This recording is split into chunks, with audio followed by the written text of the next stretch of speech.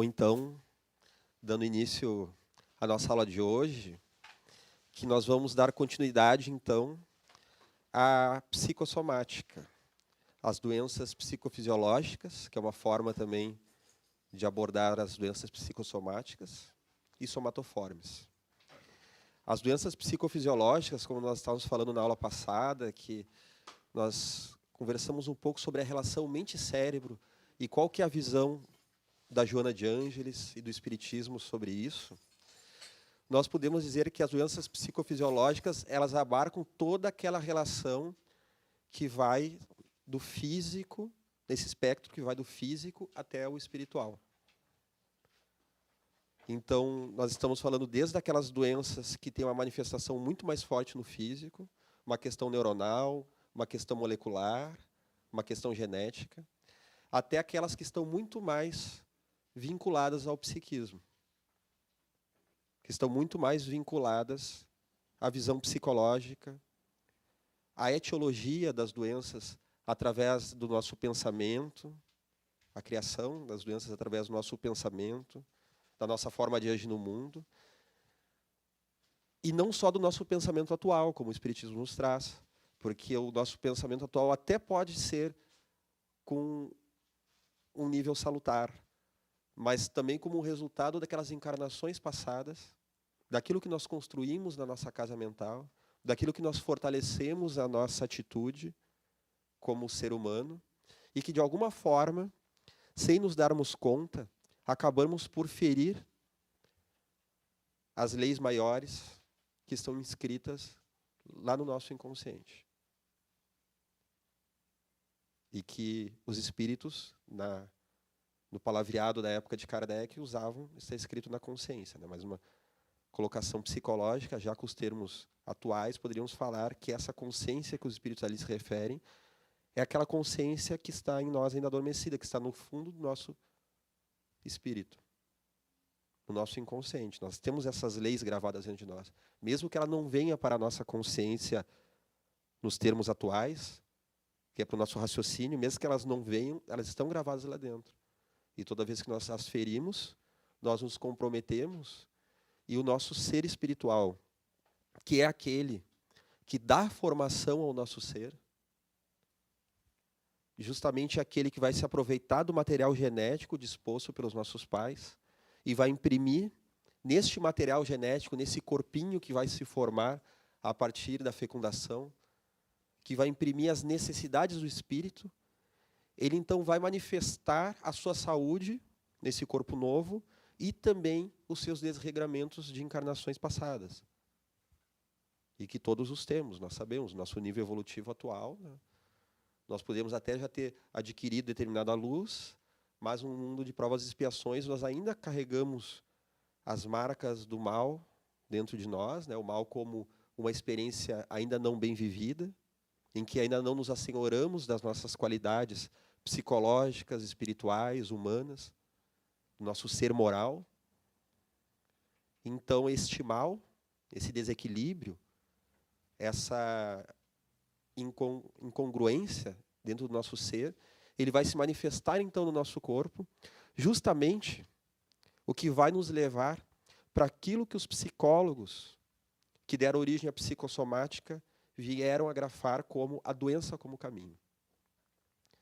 Porque uma tendência a uma realização espiritual, uma vivência aqui na Terra, ela se manifesta de muitas formas. Como uma intuição, uma vontade de servir, de trabalhar em determinada área, pode ser na área intelectual ou moral, para nos desenvolver em determinado aspecto, para vencer alguns pendores que carregamos. Pode se manifestar como uma grande aptidão para algo. Então, nós precisamos exercer tal tarefa na Terra, para o nosso crescimento moral, para o crescimento das pessoas à nossa volta, para ressarcir também ao mundo aquilo que nós fizemos no passado por invigilância e temos a capacidade de ressarcir, né? Então, uma pessoa que fez algum ato, ela pode servir, pode ser um assistente social que vai ajudar aquelas famílias que prejudicou, pode ser um médico que vai curar justamente aonde ele possa ter gerado um desequilíbrio, pode ser uma pessoa que trabalha nas tarefas domésticas, que vai retornar a um determinado ninho familiar com quem tenha criado laços de amizade ou de inimizade, para ali se relacionar novamente e, através do seu trabalho também, poder servir, poder aprender e poder ensinar. Então, nós temos todos esses chamados. Mas há também um outro tipo de chamado, que é justamente imprimir no corpo aquilo que nós devemos, de alguma forma, enfrentar, não como uma punição divina, mas como um exercício da nossa vontade. Como uma busca de uma disciplina, como uma busca de um trabalho que devemos nos defrontar, para que possamos passar por aquilo que é chamado de provas e expiações. Então, uma doença psicossomática, ela pode ser o resultado do nosso pensamento atual. Isso a psicologia vai arranjar um grande campo de trabalho dentro disso, porque nós podemos estar criando agora, não é nenhuma dívida do passado, nós estamos criando agora, pela nossa indisciplina mental, pelos nossos excessos, aquilo que está nos tocando. E pode vir também, a Joana de Anjos então coloca esses 3 aspectos, como provas, como uma prova que a gente deve passar, aí então vinculado a vidas passadas, ou então uma expiação. Mesmo que a gente já esteja envergando até uma resolução a essa expiação, nós precisamos descarregar aquilo no corpo. Então a expiação ela tem um tempo programado, que pode ser adiantado ou alargado, dependendo do nosso aproveitamento. Vamos colocando as dúvidas. Eu disse que na aula de hoje eu quero ouvir um pouco mais de vocês, né?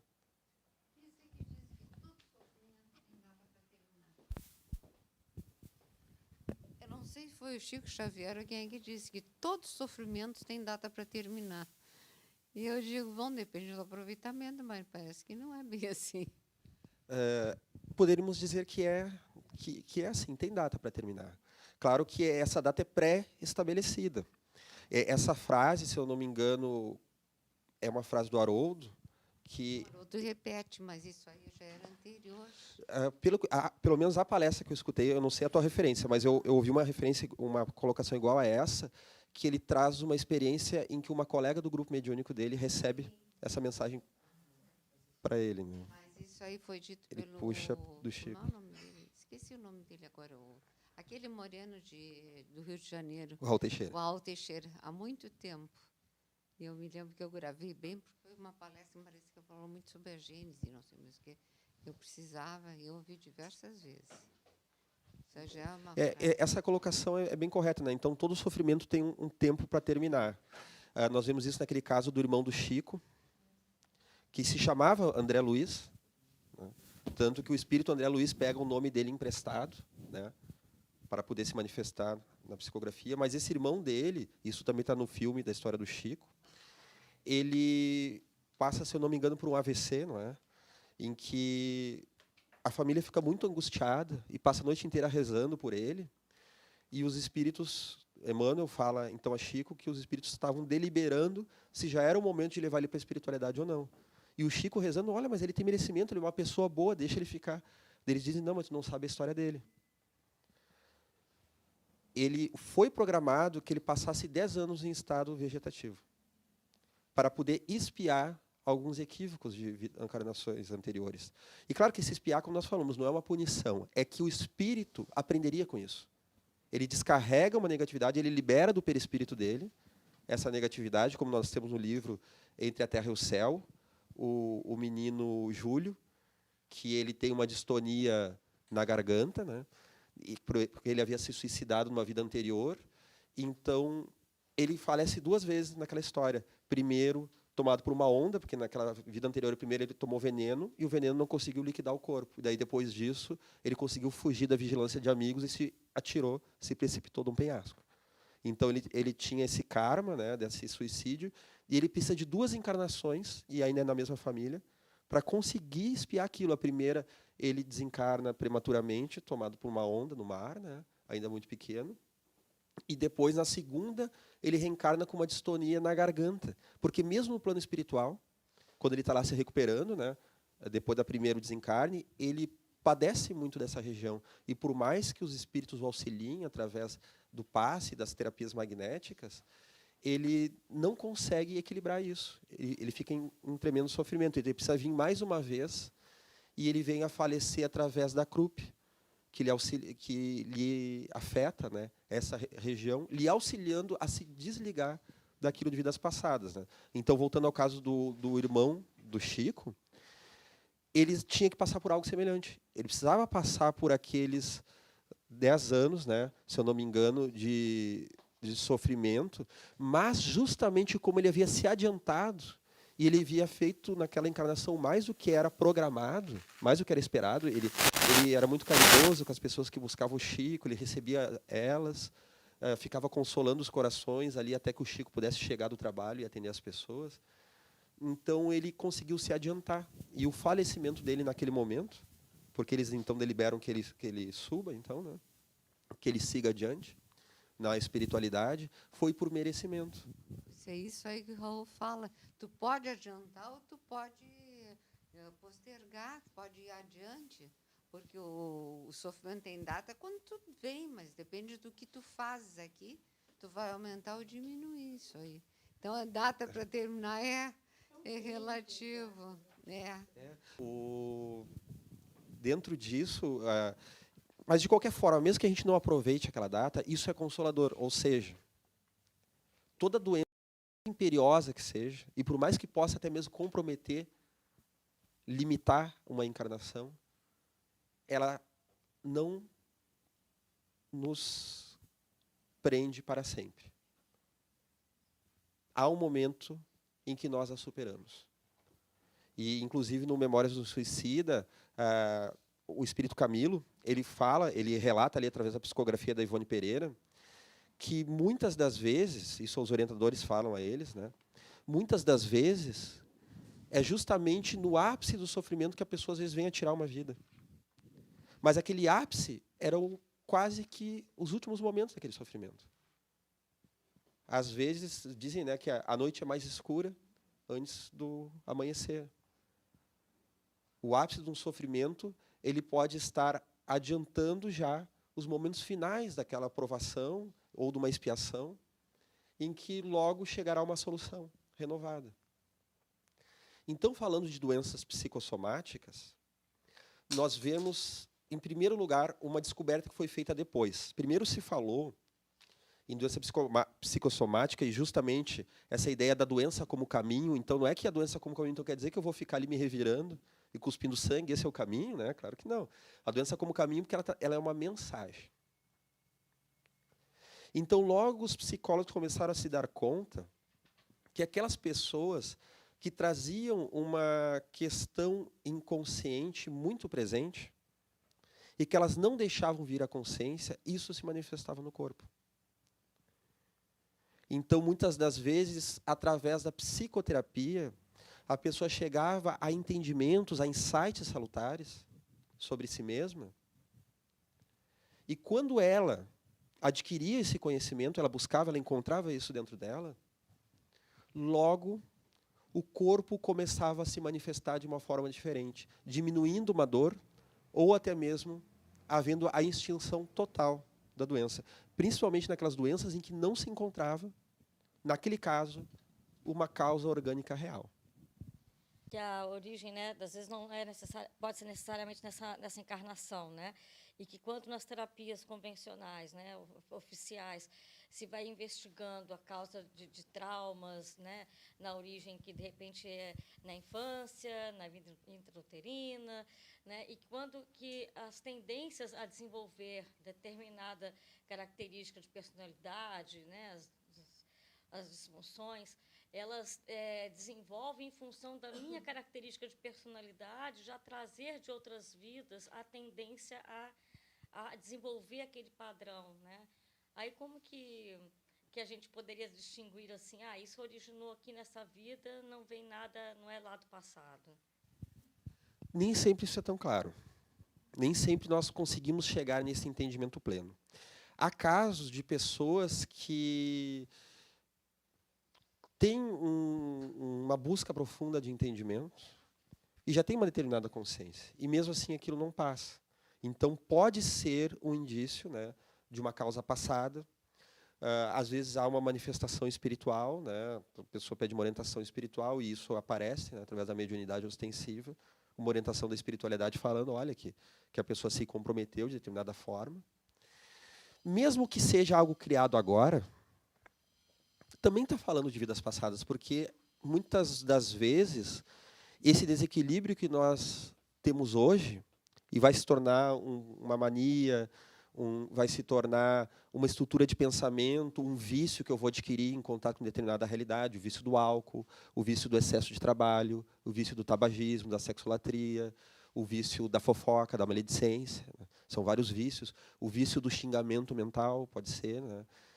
O vício de buscar rebater tudo, quando essa defesa do ego, essa defesa psicológica da negação, que ela está sendo usada de forma desequilibrada, essa defesa, porque todas as defesas do eu elas são necessárias, porém, tudo na sua proporção adequada, né?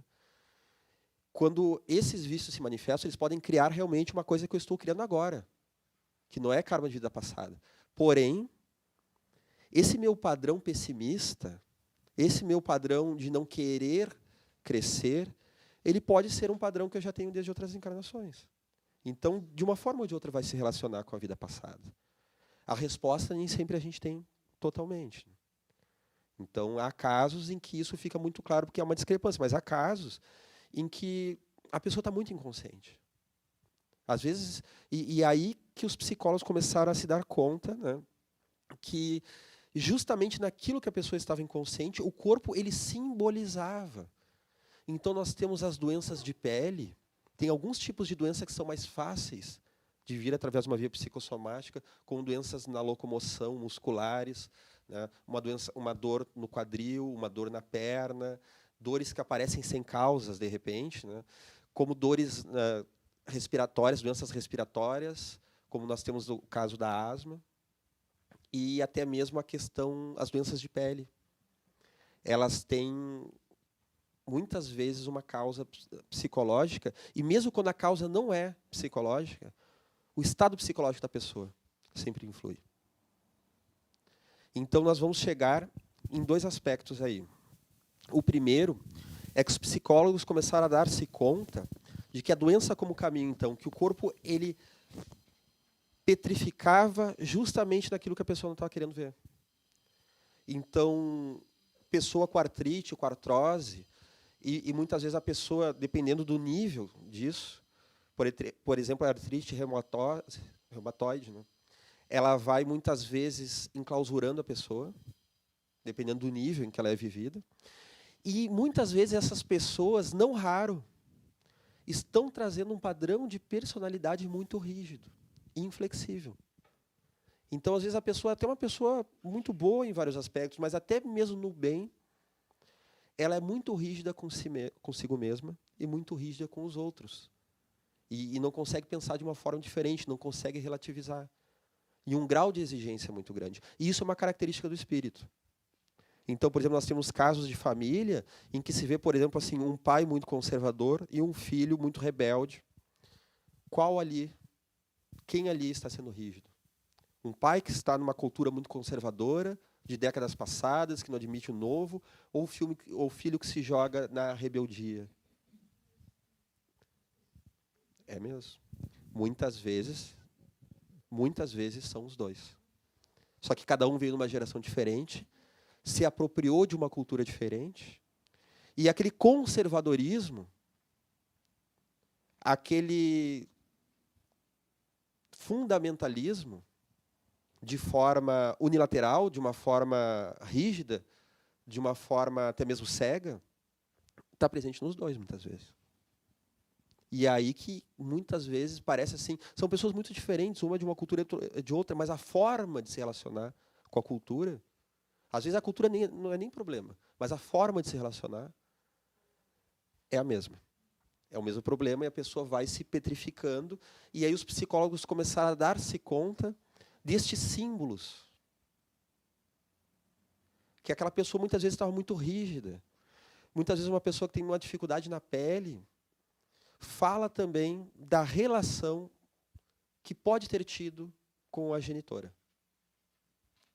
Porque para o bebê que nasce psicologicamente indiferenciado e fusionado com a personalidade da mãe, e que gradualmente, através dos meses, ele vai aos poucos se dando conta de que ele e a mãe são coisas diferentes, são seres diferentes, ele se dá conta justamente através da interação com a mãe. Daquilo que o Winnicott chamou do holding e do handling, que é do segurar, a forma com que a mãe segura a criança no colo, da forma como ela manuseia, e aí nós estamos falando de contato com a pele. É nesse toque da pele que hora toca, hora não toca, e a criança vai vendo esses estímulos e vai aos poucos psicologicamente se desfusionando da mãe. Porque aquela imagem que a criança pega naqueles meses iniciais, ela não consegue simbolizar ainda. É uma série de sensações que o espírito é naquele momento inundado, e ele não consegue discriminar o que é uma coisa e o que é outra. E o terceiro elemento que o Winnicott coloca, que é a apresentação de objetos para a criança. Eu acho que tem alguém com uma pergunta aí. Não é nem intuição, né? Isso eu estou vendo tu com o microfone na mão. É que da pergunta que tu fizeste, tem uma profissional, uma psicóloga que fez um estudo, que é a Patrícia Ruschel, no Instituto de Cardiologia, e todo o estudo dela partiu da questão de como o luto adoece o coração, porque ela pegou as pessoas que tiveram infarto e começou a montar um grupo para entender o que ocasionou, qual foi o que estava acontecendo na vida daquelas pessoas quando elas tiveram um infarto. E todas elas tinham situações de luto mal elaborado. Então, um pouco dessa parte, né? E tem um outro livro de doença de pele, da psicossomática, com a questão da pele também, que é todo um estudo. Da Marisa Campiumilha? Isso, da Marisa. E outra coisa que eu me lembrei, eu não me lembro o nome do estudioso, né, do autor, mas que ele fala das couraças, né, de como é que a gente pode tratar no corpo o Reich, obrigada, o Reich, e como tratando, às vezes, através do corpo, a gente acessa uma memória. E daí eu tenho uma vivência pessoal disso, de através de massagem, fazendo doin, né, acessar um ponto em que me trouxe memórias da infância, assim, que no meu processo terapêutico psicológico me destravou assim um monte de questões. É muito legal isso, de pensar em como me chamou a atenção que tu ainda colocasse assim, ó, imprimiu no corpo, que é a questão da coraça, né? Tá ali como que ficou grudado na tua pele, como é que tu vai tirar aquilo do teu DNA, né? Eu fiquei pensando na questão de purificar, né? Tu falou assim, a gente tem que espiar, e eu pensei assim, viver algumas doenças talvez seja uma forma de purificar o perispírito, não sei. Pensei em algo assim. Exatamente, porque não vamos interpretar isso como um mecanismo nefasto, mas sim como um mecanismo salutar a favor da vida e a favor da plenitude do ser. Então nós vamos descarregar no corpo, o corpo padece aquilo que a mente, que a psique não está querendo enxergar. Seja no nível atual, ou seja a psique como um todo, no seu nível espiritual de vidas passadas. E aí nós chegamos num outro entendimento, né? Porque inicialmente se taxou que a pessoa que tem problemas psicossomáticos é aquela que não simboliza. E isso é um mecanismo muito presente. Tudo aquilo que a gente não simboliza, há uma tendência maior a uma somatização, a trazer para o corpo. Soma, lembra? Quer dizer corpo. Psique, alma. Né? Alma, corpo, mente, corpo. Né? Então, há uma maior tendência a gente trazer para o corpo aquilo. Então, se viu assim que a pessoa não consegue simbolizar que ela está sendo rígida. Uma pessoa com uma dificuldade de locomoção, que não consegue trabalhar aquilo, uma dor na cintura, uma dor na coxa, uma dor no pé, muitas vezes são pessoas que estão se prendendo na sua vida, que não têm autonomia, e elas justificam essa falta de autonomia pelos impositivos sociais. pela questão familiar, é um pai ou uma mãe muito rígido, é um casamento, uma esposa ou um marido que não deixa a pessoa fazer aquilo, é um chefe, é uma questão de trabalho. Mas, na verdade, ela não está justamente rumando para a sua independência, para a sua mobilidade, porque James Hollis coloca isso nos Pantanais da Alma, esse psicólogo norte-americano, que tudo tem um preço. E não necessariamente isso é ruim. Mas a gente tem que estar implicado no processo. A gente quer passar pelo processo sem estar implicado. Então, às vezes, nós encontramos pessoas que têm uma dificuldade muito grande de tomar resoluções, né? Então, ela fica sempre entre uma escolha e outra. E, às vezes, ela leva isso para o psicólogo, né? O que eu escolho? A ou B? Eu caso ou compro uma bicicleta, como se diz, né? E aí, para a maior angústia, esse tipo de paciente a gente deixa na mão do paciente, né? Que ele chegue nessa conclusão e pague o preço. Porque, por mais que a gente escolha a melhor porta e deixe de lado aquela que não é tão boa, a gente perde aquela que não é tão boa. E a gente tem que assumir esse preço. De que eu ganho algo, sempre que a gente ganha, sempre que a gente acerta, que toma uma decisão, a gente abre mão de outra coisa. Momentaneamente ou definitivamente. A gente abre mão daquilo. E é a nossa criança interior, como a Joana de Ângeles fala, que não nos permite fazer sacrifícios. Que não nos permite estar implicado no processo. E aí nós elegemos aqueles heróis que farão o sacrifício por nós. Os heróis nacionais, os heróis do esporte, da cultura pop, da música. E aí nós vamos entender por que às vezes os adolescentes gostam daquela pessoa que tem uma atitude tão esdrúxula.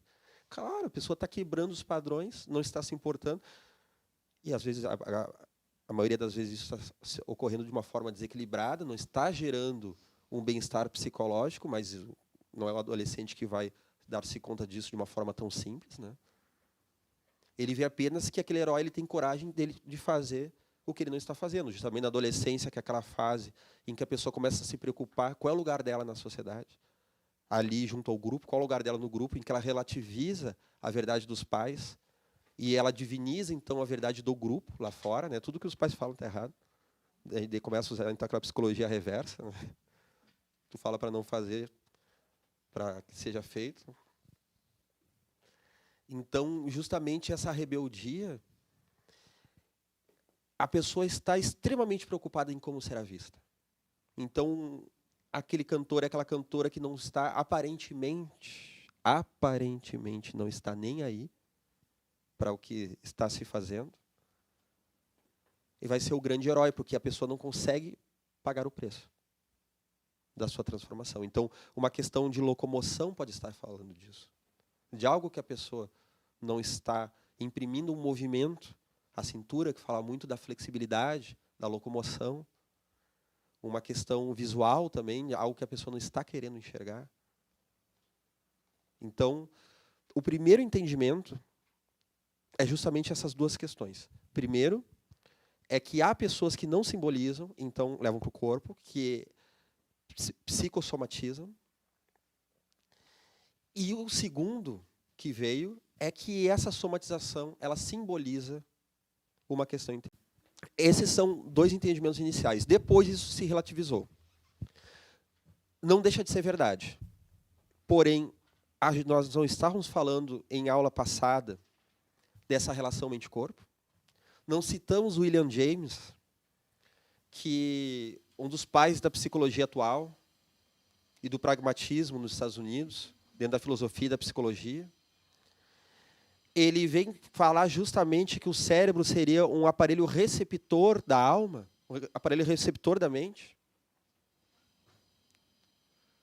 Não falamos que Jung vem nos dizer justamente que a psique não está contida no cérebro.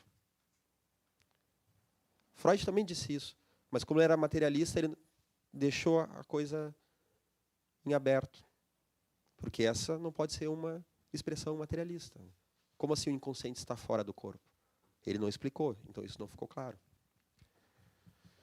Mas nós estamos falando justamente daquilo que o André Luiz vai falar, então, da glândula pineal, recebendo as emanações do espírito. E Joana de Ângeles fala isso, então, em O Despertar do Espírito, fala isso no livro Plenitude, fala nisso no livro Autodescobrimento, Uma Busca Interior, que são algumas das leituras de hoje, né? E para quem está olhando pela internet, tem um programinha na descrição do vídeo, né? A pessoa pode acessar o link do programa, onde tem as leituras. Ela está falando que há uma relação de muita intimidade entre o nosso espírito, o perispírito e a matéria. Em que tudo que nós pensamos vai imprimir no nosso corpo. Então, como assim só aquelas pessoas que têm dificuldade de simbolizar que vão somatizar? E logo a psicologia vai chegar numa outra resolução, de que todos somos somatizadores.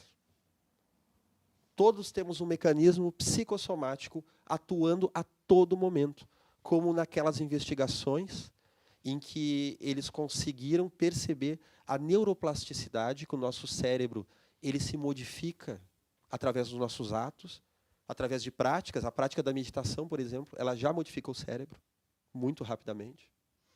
Uma meditação constante, pode ser uma meditação simples, de alguns minutos diários. A meditação transcendental, ou só baseada na respiração, de uma forma ou de outra, ela já modifica os nossos neurônios, as nossas sinapses. E o nosso cérebro ele é extremamente moldável. Então, todos somatizamos, todos trazemos uma relação. E também o nosso corpo influencia o nosso espírito. Nós também temos isso. Então, logo se diferenciou o que é somatizar. E isso que nós tínhamos, aquela primeira acepção de que é só a pessoa que não simboliza, de uma forma adequada, esse conceito ele continua vigente, mas aí se criou o termo de paciente psicossomático, que traz isso como uma questão central e de uma forma clara e clássica. Então, esse é o paciente psicossomático. E a psicologia familiar sistêmica vai nos trazer, então, o que seria a família psicossomática. E aí, vamos todos olhar um pouco para o passado, né? A família psicossomática é aquela que, de uma forma ou outra, presenteia a dor, a doença. Gratifica justamente aquele que padece. Então, diante de uma exigência familiar muito grande, em que nada passa, nada pode, e a criança tem um alívio quando está doente, isso é fortalecido. Ou então aquelas famílias em que não há um olhar muito claro para a criança, como o Lionel Corbett, já veio aqui ao Rio Grande do Sul 2 vezes, né? O psicólogo norte-americano. Ele falava que ele já estava fazendo a sua pós-graduação em psicologia analítica, e a mãe dele perguntou para ele assim: meu filho, o que mesmo, que área mesmo que tu estuda? Ela não sabia nem que ele era da psicologia. Ou melhor, da psiquiatria na época. O que mesmo que é a tua formação? Ele já fazia alguns anos que ele estava, né, em graduação e pós-graduação. Então, são aquelas mães e aqueles pais que têm uma dificuldade natural, como todos temos inúmeras dificuldades na vida, como seres humanos, que podemos carregar uma dificuldade natural em dar aquele olhar para a criança, e daí, na hora que a criança fragiliza, ela ganha um olhar. Daí fica, ai, coitadinho, ai, tadinho. Daí a criança, eu não posso fazer porque eu estou com dor. Então não vamos deixar. Avisa a escola que hoje ela não vai. Às vezes é algo que realmente a criança precisa de um acolhimento, mas não só naquele momento. É naquele momento e no outro. Como também é o caso de, às vezes, a criança está fazendo uma manha. Esses dias a minha filha estava chorando num choro desesperado, porque ela queria ver um determinado desenho. Eu tinha combinado com ela que em tal hora a gente ia ver. Era a hora de ver o desenho, né, da Peppa Pig, que é uma figura onipresente, na figura dos pais com criança pequena. E daí ela, eu quero ver Peppa, eu quero ver Peppa. Ela não tinha entendido que eu estava justamente ligando a TV para ver Peppa. E daí, ela tá sentida, aquele choro. Sabe aquele choro que a criança, quando para, fica assim... Eu jurava que ela ia fazer isso, né? Daí eu disse assim, mas filha, estou botando na Peppa dela. Tá. E eu olhei assim, meu Deus do céu, mas que teatro. E eu me assustei, né? Eu vou ter que desenvolver mais a mediunidade para lidar com ela, que daí a gente capta e diz assim, não, peraí, tá me enrolando, né? Para lidar com ela. São danados, exatamente. Aí nós estamos falando do poder, aquilo que os orientais descobriram há muitos séculos atrás, o poder da mente sobre o corpo. Da gente entrar numa indução sobre o nosso organismo. E aí nós podemos ver vários exemplos, como Divaldo Franco, que se acidentou de carro e foi dar palestra. Nós temos o caso de Francisco Cândido Xavier, que, segundo relatado pela Marlene Nobre, no livro A Obsessão e Suas Máscaras, ele teve cerca de 2 anos de labirintite contínua, em que a labirintite não só foi aumentando, como ele começou a ouvir aqueles estalos, que a pessoa, quando tem a labirintite, além de tonta, ela começa a ouvir estalos. Esses estalos foram se modificando em vozes de espíritos perturbadores que ele xingavam, na sua mediunidade imensa. E quando ele questionava Emmanuel, bom, mas o que isso está me acontecendo? Emmanuel foi, então, elevou o pedido dele a Maria de Nazaré para uma resposta, ela só respondeu uma frase. Isso mesmo, tudo passa. Apenas isso. E ele seguiu, né? Trabalhando mediunicamente, e muitas vezes ele achava que não conseguiria trabalhar, e muitas vezes ele ia trabalhar mediunicamente. Então, ele ficou 2 anos nesse estado, que foi justamente naquela fase que ele foi morar, que ele se mudou de Pedro Leopoldo para Uberaba. E isso passou, e depois, numa época, voltou de novo mais um tempo, até passar novamente. E isso era muito angustiante para ele, porque labirintite já fica tudo girando, né? Exatamente. Então, ele muitas vezes, para ir trabalhar, ele conseguia fazer aquela mentalização de saúde. E durante o trabalho, justamente aquilo é solucionado. Então, como nós temos também essa questão, né, psicossomática. Eu lembro quando eu era criança, quando eu tentava enrolar meu pai para mim não ir na aula.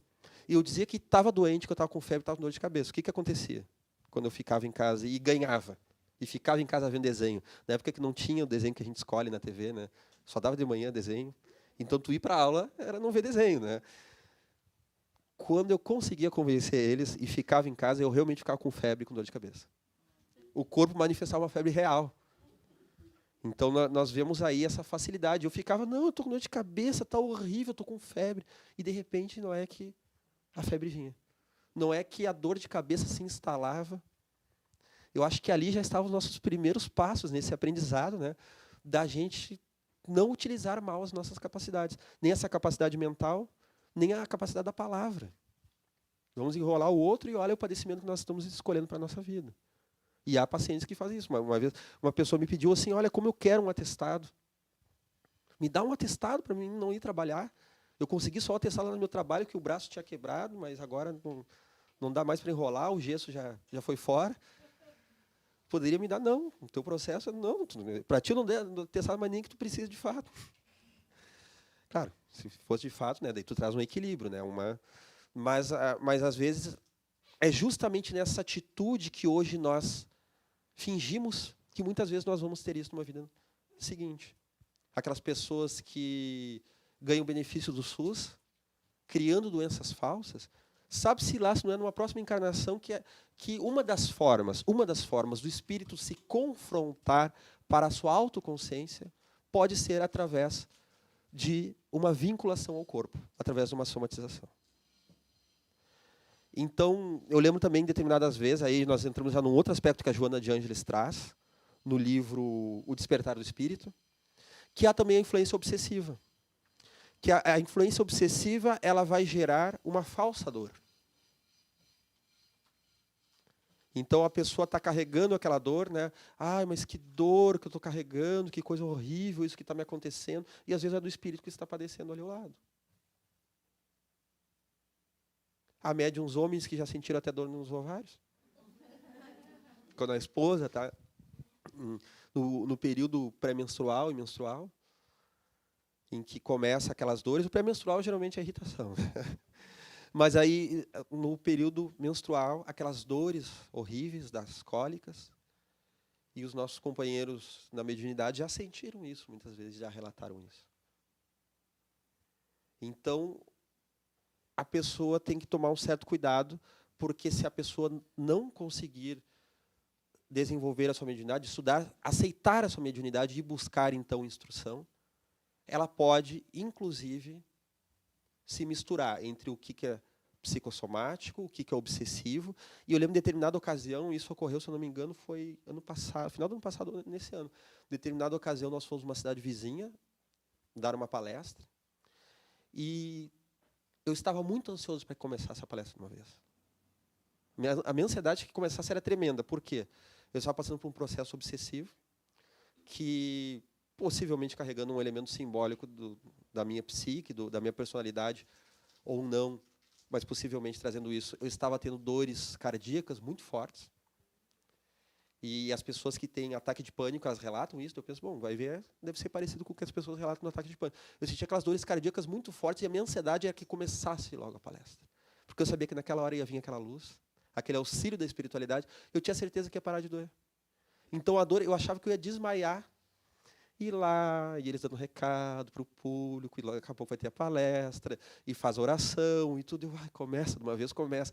Daí a gente chega no púlpito, no microfone, aquele público enorme, aquela respiração aliviada, assim, porque naquela hora a gente sente aquela luz do mensageiro, dos trabalhadores de luz que vão auxiliar na palestra, e passou a dor no coração. Ela levou 24 horas para retornar. Então, aquela dor, assim, parecia, se naquele momento não tivesse alguma consciência de alguns padecimentos mediúnicos, naquele momento eu acharia, provavelmente, que ia desencarnar, mas como eu já tinha passado por essa e por outra, já tinha passado por aquela experiência na infância, de saber dessa relação, dessa que os orientais falam, naquele momento eu sabia, tinha fé de que realmente aquilo seria afastado naquele momento. E foi o que ocorreu, de fato. Então, a Joana de Ângeles, ela faz várias propostas para que nós possamos nos apropriar disso. E ali no livro Plenitude, ela fala de várias terapêuticas que estão ao nosso acesso. Além da psicoterapia, além do passe, além do espiritismo, além da desobsessão, além da leitura, ela vai nos falar de terapias clássicas e outras novas.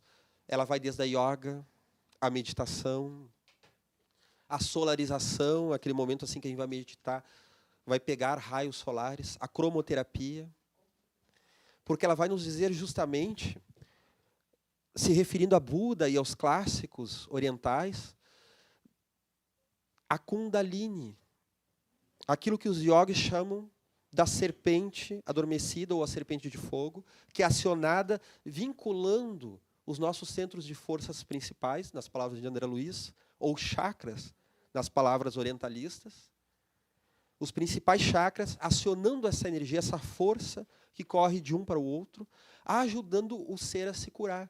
Então, em que ele ativa a sua energia, nesse caso veio uma energia magnética maior, em que o duplo etérico, assim se manifestando, vai dar maior força para que nós conseguimos curar as nossas células. Porque ela vai nos dizer justamente que o nosso perispírito é como um supercomputador que vai programar o nosso corpo e as nossas células agora, nesse exato momento, a cada segundo que nós estamos pensando, a nível inconsciente ou a nível consciente. Nós já estamos mandando uma mensagem para o nosso corpo físico, que pode ser uma mensagem salutar ou uma mensagem depreciativa. E ali no Despertar do Espírito, ela fala justamente disso, das pessoas que se vinculam à vitimização para ganhar algo na vida. É aquela pessoa que só tem um olhar, vamos voltar então à família psicossomática, que só tem um olhar então quando fragiliza. Então nós temos aquele adulto que muitas vezes entra num padecimento muito grande e daí ganha a atenção da família. Daí não é cobrado no trabalho, ou não há cobrança no trabalho, ou a autocobrança diminui. Ah, então agora eu posso. Só se permite fragilizar, descansar, relaxar, se cuidar através dessa forma. Então, às vezes, a pessoa está carecendo por um cuidado, ela está pedindo para ser cuidada, em vez de ela se cuidar. De ela assumir isso. Porque Joana vai trazer, então, se eu não me engano, é no Triunfo Pessoal, ela vai trazer justamente que é o complexo da criança mal amada. É justamente essa nossa necessidade natural e salutar, verdadeira do amor, que nós podemos vivenciá-lo de N formas. E a principal delas é o amor que surge de dentro de nós, é o auto-amor e o amor ao próximo. Essa criança que já necessitava de amor, ela pode não ter sido correspondida nas suas necessidades naturais. Necessidade de entendimento, de toque físico, de abraço, de afeto, de alimentação, de um olhar, uma disciplina, um não, uma validação naquilo que realmente é salutar e que ela está fazendo de bem, que não teve esses cuidados, o abrigo, até mesmo físico, material, e principalmente o psicológico, em que a pessoa, ela então vai assumir o estado de vítima constante, que mais prende ela aos grilhões de vidas passadas, daquilo que foi equivocado em vidas passadas, pelo menos, aos grilhões da sua própria imperfeição, enquanto ela tem condições, muitas vezes, desse autoencontro. Então, quando ela é correspondida naquilo, se ela realmente estiver num processo salutar, a partir dali ela abre mão da doença. A partir dali ela se sente forte, e aquele espírito que veio se manifestar, e ela coloca isso, que o espírito ele tem algumas virtudes que ele já carrega de vidas passadas, e que nessa encarnação ele pode não encontrar campo para se manifestar.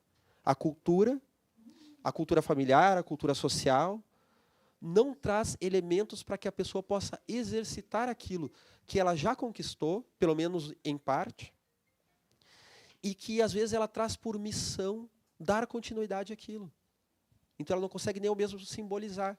Então, esse adulto que traz essa criança ferida, ele vai contar, então, com os pais culturais, vai contar, então, com outros recursos, outras pessoas que lhe auxiliem, outras mães, outros pais, outros amigos, o recurso da literatura, do autoconhecimento, tudo aquilo que ele puder juntar. Mas nós sabemos que se o ser não quer fazer isso, pode Deus e o mundo se manifestar, se colocar, ser propício para o autoencontro. Não há força que faça pela pessoa aquilo que ela não quer fazer por ela mesma. Voltando ao James Hollis, a pagar os preços necessários. Jung fala isso, que a individuação, o crescimento da consciência, traz a sua dose de padecimento. Isso muitas vezes nos assusta. Mas o bom disso é que é um padecimento, na verdade, muito menor do que o ficar na ignorância. É um padecimento momentâneo, é o suportar aquela dor por um breve período. No Triunfo Pessoal, eu lembro de ter lido alguma coisa. A criança ferida está mais ligada ao complexo de inferioridade. Sempre vai dialogar com o complexo de inferioridade. Mas ela dialoga com muitos aspectos dentro de nós. Então, o complexo de inferioridade pode nos levar justamente à criança ferida. E a criança ferida nos leva ao complexo de inferioridade. Porque ela vai nos fazer com que nós olhemos para o outro como se nós estivéssemos ainda na situação infantil. Tem um filme muito interessante, que um casal que passa pela crise da meia-idade, ele começa a ter amizade com um casal muito jovem, só que é uma amizade muito indiferenciada. Ao mesmo tempo que eles estão se alimentando daquele casal muito jovem, eles estão numa fantasia de retorno àquilo. E quando eles começam a se dar conta da atitude que começa a se tornar ridícula, que eles estão tendo, dá uma discussão no casal, e daí o marido está estranho, e ele diz assim, às vezes eu me sinto uma criança diante da vida. Ele tem ali os seus 40 e poucos anos, quase 50, e ele diz o seguinte, eu me sinto como uma criança diante da vida. E ela diz assim, então tu também sente isso? E a pessoa fica escondendo isso, né? Não quer mostrar.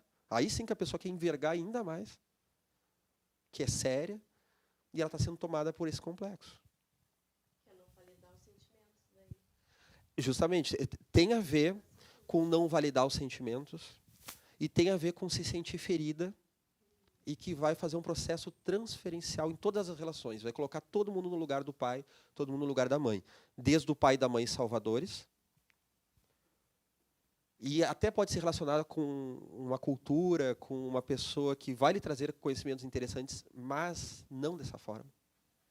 Porque a forma em si é limitadora, é infantil, ou através do ressentimento. Que a pessoa vai se ressentir porque não foi protegida por um professor, por um guia, por um orientador, por um dirigente, ou até mesmo um colega, de um amigo, de um familiar. Vai se ressentir que a pessoa não assumiu aquele papel que a criança queria.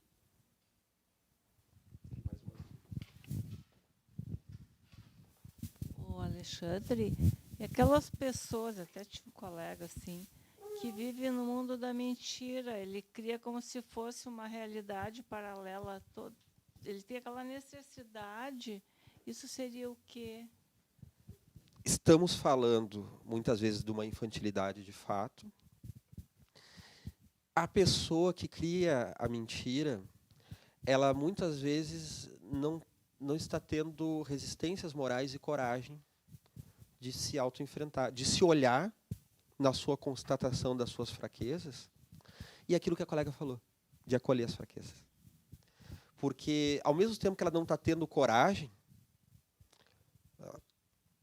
não está tendo honra, não está tendo clareza para olhar para aquilo que ela está fazendo, o outro até pode estar errado ou não, mas ela também está equivocada.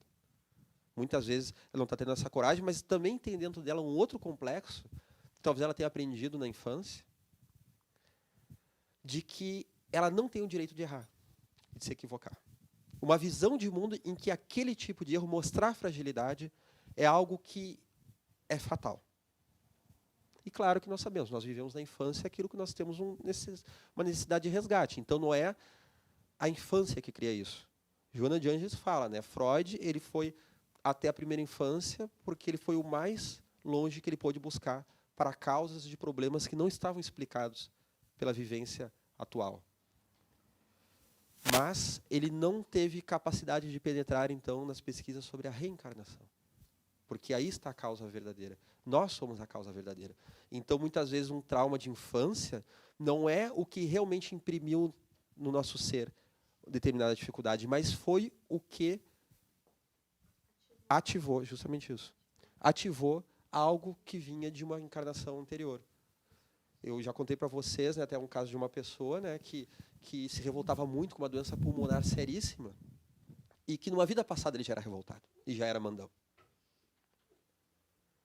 E claro que daí ele se justificava pela doença, né? Ninguém sabe o que eu estou passando, então ninguém tem o direito de me recriminar, ninguém pode falar nada, ninguém pode trazer verdade alguma. Se querem me trazer, então, para que eu tenha me fortalecer, se a pessoa quiser, então, auxiliar, ter um pouco mais de paciência, acolher a pessoa, não, eu vou buscar te entender dentro do meu possível. Então, este rapaz não permitia que isso ocorresse, porque continuava ainda com o manto da vítima. Naquela fantasia que nós temos de que nós vamos ter vantagens através da vitimização. E aí a questão da somatização. É uma busca de uma vantagem, muitas vezes, a um nível inconsciente. Aí a questão da família psicossomática. Tem um determinado elemento, antes de terminar a aula, que, apenas para fechar, nós falamos que, num primeiro entendimento, se deu conta de que os psicólogos deram-se conta de que o corpo fala, de que há esse mecanismo mente-corpo, e depois deram-se conta de que cada questão é simbólica. Tem duas correntes divergentes. A escola de Chicago e a de Paris. Uma que traz justamente que o corpo simboliza, e outra que diz que não necessariamente. Que aquele padecimento pode se manifestar em qualquer parte do corpo, que não diga necessariamente respeito à questão que a pessoa está passando. Joana de Ângeles foi inquirida sobre esse aspecto. Qual estaria com a razão? De que nós simbolizamos, de fato,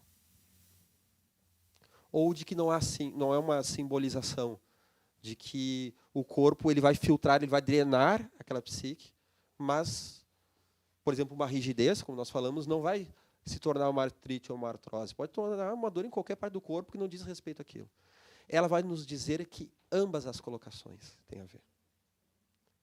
Ambas as colocações se manifestam, desde o simbolismo até se manifestar em uma outra doença. Porque em volta disso, nós temos o arquétipo, que é aquele padrão do inconsciente coletivo, conforme todos aqui estudaram no módulo inicial, onde nós vemos com mais propriedade os conceitos psicológicos e sua relação espiritual. Então, é o arquétipo que vai centralizar aquela manifestação. O arquétipo, ele não deixa de ser um instinto da alma, um instinto psíquico. Assim como os instintos estão para o corpo, os arquétipos estão para a alma.